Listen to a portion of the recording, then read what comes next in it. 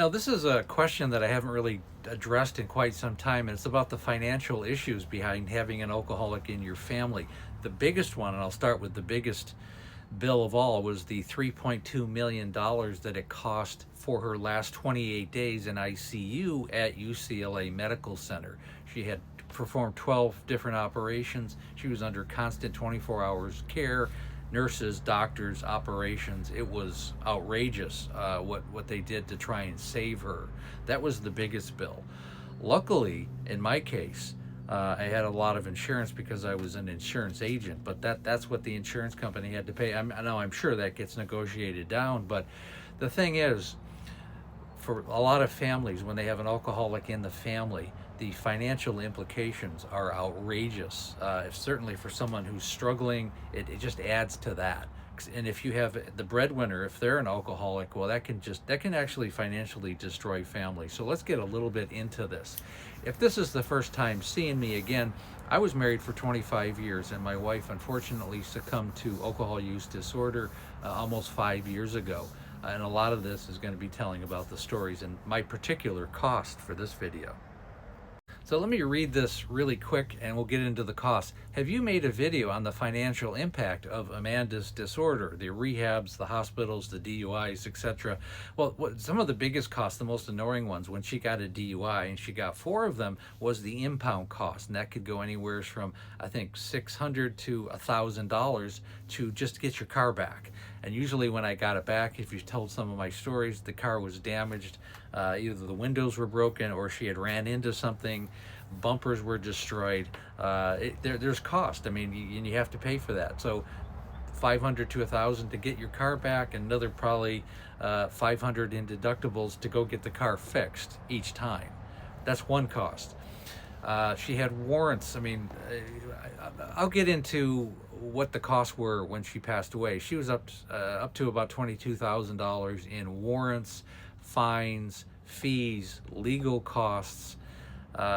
When she passed away, I actually had to bring her certificate of death, her death certificate, to the court, and they ended up quashing about $22,000 in fines. So, I mean, she was paying like $250, $300 a month for that. The breathalyzer that had to be in the car, that was court ordered, and unfortunately it was in a car that she was no longer able to drive because I had to take the battery out of it because she was all she was using it for is to get to the liquor store. So I was paying around $200 a month for a breathalyzer in a car that we didn't even use and that I had to put the battery in every month to go, because you had to take the breathalyzer and get it recharged every month. So I had to put the battery in it just so I could drive it over to get the breathalyzer put in the car. That was $200 a month, for example. Okay, and then there's the actual cost of the alcohol, which a lot of times, like if you mentioned, like the accounts were stolen from. She had her own credit cards, luckily, and when she passed away, well, they didn't get paid. You know, I'm not going to pay credit cards from a person who's no longer here. So that got quashed. But she did steal about $3,000 from my son's college fund near the end of her life. And, eventually I added it up one time. The cost of her alcohol was somewhere between $5,000 and $6,000 a year for the wine, the beer, the spirits, whatever. The actual cost, and that would really go back from the beginning. So, over a 20-year period, she spent in the neighborhood of probably $100,000 just on alcohol itself. And then she went to 7 rehabs. So, I mean, that's covered by insurance, but there's a deductible every time. That's $350 deductible every time. So you're talking, another $2,500 out of pocket for deductibles. Not to mention the travel time to go see her, all the expense, all of those types of things. I mean, there's all kinds of other issues. I mean, basically all the furniture when she passed away had to be thrown away because years of bodily fluids, and they were just ruined. Couches, beds, those all had to be, I just had them hauled away after she passed away and ended up having to get new furniture. All kinds of costs, and I'll think of some more. And some other biggest expense when like when she drove through the front of the house. Luckily, insurance covered a lot of that, but I had to say that I was the one that drove through it because she was uninsurable. She was not. We could not buy insurance for her. Certainly after her second DUI, it was cost prohibitive.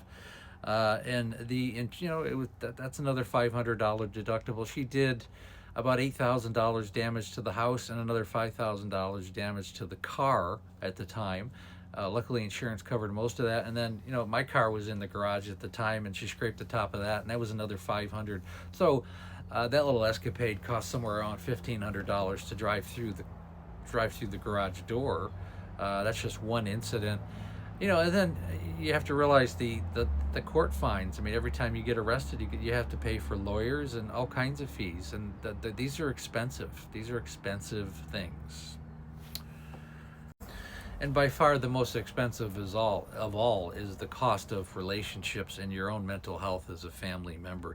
It goes without saying the cost of the mental costs for the actual alcoholic, and it also costs the family itself its own mental health. That's by far the biggest health. I hope that makes sense. I also want to go over her memoir, and a lot of the stories we talk about and the costs are in much detail in her memoir, and it's called Amanda, A Cautionary Tale of Alcoholism.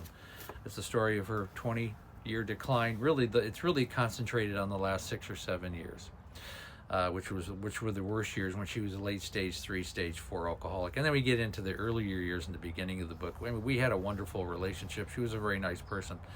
Again, I go live Monday through Friday right around 6 o'clock Pacific time, 9 o'clock Eastern. We have the Facebook group. It's called There's an Alcoholic in the Family. Link is in my link tree. And when you're ready to work with me one-on-one, I have the coaching program.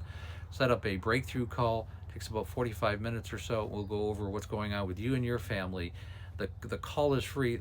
The call is really about designing and getting you started on the coaching program. That's really the emphasis of the call.